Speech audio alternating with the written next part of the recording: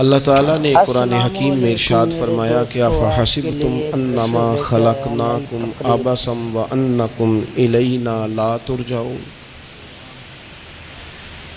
فرمایا کیا تم یہ گمان کرتے ہو کہ ہم نے تمہیں بیکار پیدا کیا ہے،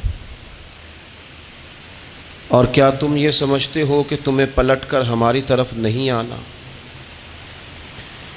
اللہ تبارک و تعالیٰ نے جو چیز بھی پیدا کی، جہاں بھی پیدا کی، بڑی حکمتوں کے تقاضوں کے تحت پیدا کی۔ میں کسی شخص سے بیزار نہیں ہو سکتا، کیونکہ ایک ذرہ بھی تو بیکار نہیں ہو سکتا۔ اللہ نے ہر چیز کو کمال حسن کے ساتھ دنیا میں پیدا کیا، اور انسان تو اشرف المخلوقات ہے۔ یہ تو اللہ تعالیٰ کی تخلیق کا شاہکار ہے۔ اللہ تعالیٰ نے اسے بڑی رہنائیوں کے ساتھ، بڑی حکمتوں کے ساتھ، بڑے کرم کے ساتھ پیدا فرمایا۔ اس کو اللہ تعالیٰ نے سمجھنے کی، بات کرنے کی، اپنا ما فی الضمیر کہہ دینے کی صلاحیت عطا فرمائی۔ مالک نے اسے عقل، شعور دیا، اور جو بڑی طاقتور مخلوق نظر آتی ہیں ان کو اللہ تعالیٰ نے انسان کے قبضے میں دے دیا۔ کتنا بڑا ہاتھی ہوتا ہے لیکن ایک چھوٹا سا بچہ اسے لیے پھرتا ہے۔ کتنا بڑا اونٹ ہے، کتنی طاقت رکھتا ہے، لیکن ایک چھوٹا سا بچہ اس کے ناک میں نکیل ڈالتا ہے اور اسے لے کے گھومتا ہے۔ اللہ تبارک و تعالیٰ نے اسے اشرف المخلوقات بنایا ہے۔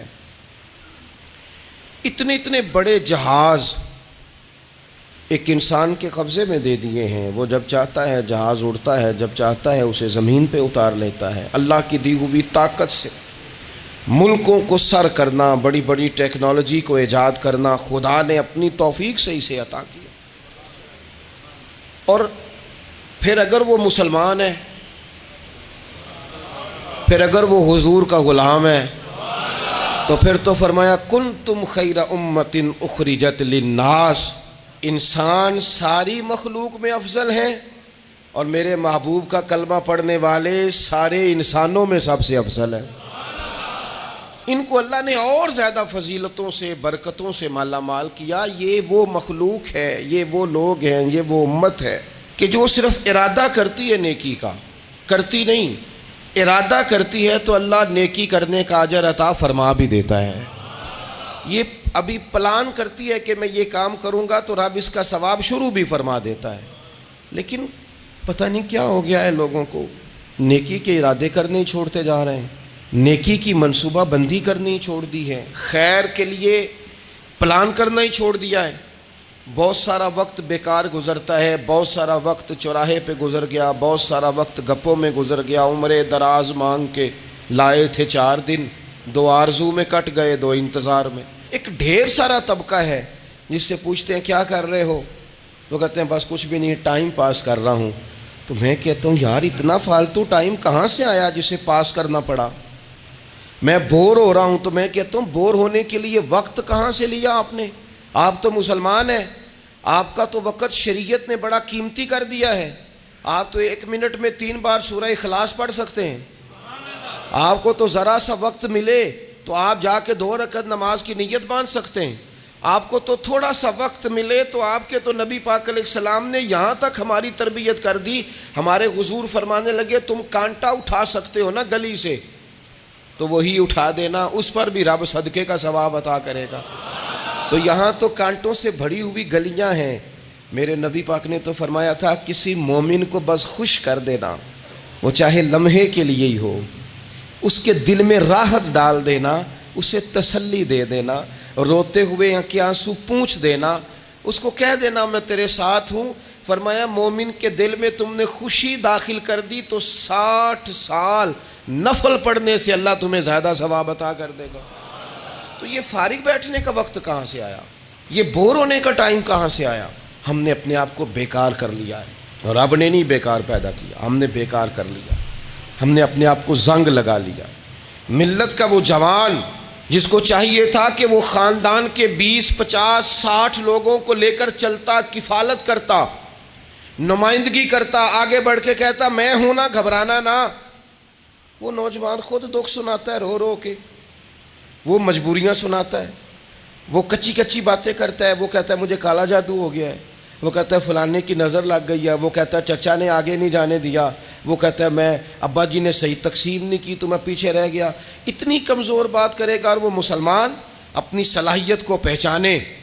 حضرت سعدی شیرازی کے پاس ایک شخص نے بیٹھ کے اپنے دوستوں کی غلطیاں گنوانی شروع کر دی، ان میں یہ بھی غلطی ہے، یہ بھی غلطی ہے، یہ بھی غلطی ہے، یہ بھی غلطی ہے، یہ بھی غلطی ہے۔ تو حضرت سعدی ہنس پڑے، فرمانے لگے اور یاد رکھ تیرے سجن بڑے ہی برے ہیں، پر پانی بڑا بھی گندا ہو نا تو آگ بجھانے کے کام پھر بھی آ جایا کرتا ہے۔ کوئی تو خوبی ان میں تلاش کر لینا، پانی بڑا بھی گدلا ہو تو آگ تو بجھاتا ہے کہ نہیں بجھاتا۔ ہمارا یہ مزاج بن گیا ہے کہ ہم اپنی صلاحیتوں سے کام ہی نہیں لیتے، ہمیں پتہ ہی نہیں ہم کیا کر سکتے ہیں۔ میرے رسول پاک صلی اللہ علیہ وسلم کا کمال یہ ہے کہ حضور نہ انسان کی صلاحیتیں اجاگر کر دیتے، محبوب اجاگر کر دیتے، حضور اندر جذبہ پیدا کر دیتے۔ اس طرح کا وہ اقبال کہتے ہیں کہ تمہارا وقت کا امام وہ نہیں ہوتا جو تمہیں کہے حالات بڑے خراب ہیں، اس قوم کا کچھ بھی نہیں ہو سکتا، اس ملک کا کچھ بھی نہیں ہو سکتا، فلانا ادارہ بھی خراب ہو گیا، فلانا بندہ بھی کرپٹ ہو گیا، فلانا بھی دنیا دار ہو گیا، پیر بھی خراب ہو گئے، مولوی بھی خراب ہو گئے، سیاستدان بھی خراب ہو گئے، اور بیوروکریٹس بھی خراب ہو گئے، اور تاجر بھی خراب ہو گئے، اور فلانی برادری یہ ظلم کرتی، فلانا قبیلہ یہ ظلم کرتا ہے، فلانے شہر کے لوگ، اسی چکر میں صرف مایوسیاں پھیلانی ہیں، کبھی خیر کی بات ہی نہیں کرنی۔ لیکن اقبال کہتے ہیں کہ ہے وہ تیرے زمانے کا امام برحق جو تجھے حاضر و موجود سے بیزار کرے اور موت کی شکل میں دکھلا کے تجھے جلوہ یار زندگی تیرے لیے اور بھی دشوار کرے، وہ تیرے اندر رمق پیدا کرے۔ آج جو حاجی غار سور پہ جاتے ہیں تو یہ لوگ پانی کی بوتل ان کی بغل میں ہوتی ہے، رستے میں 3-4 جگہ بنی ہوئی ہیں، پانی پئیں، چائے پئیں، جوس پئیں، بندوبست ہے، آپ کے کھانے پینے کے لیے آپ چیزیں خرید سکتے ہیں۔ اوپر جائیں تو وہاں بھی سارا کچھ بیٹھنے کا بہترین اہتمام ہے۔ جب حضرت صدیق اکبر گئے تھے تو دن کو نہیں گئے تھے، رات کو گئے تھے، اور جناب اسماء بنت ابی بکر جب رات کو کھانا لے کے جاتی تھی تو وہاں تو دن کو آج بھی 1400 سال کے بعد بھی آبادی کوئی نہیں۔ اس وقت کیا منظر ہوگا، اور اب رستہ بن گیا تھا، اب تو رستہ بھی نہیں تھا۔ تو حضرت اسماء کہتی ہیں میں اکیلی روٹی پکاتی تھی، پھر اسے باندھتی تھی، پھر میں یہ نہیں کہ 2-4 میرے ساتھ ساتھی چلو تو پھر غار سور پہ چلتے ہیں، لوگ تو یوں جاتے ہیں نا۔ فرماتی میں دیکھتی تھی ادھر ادھر کہ کوئی ہے تو نہیں، دیکھ تو نہیں رہا۔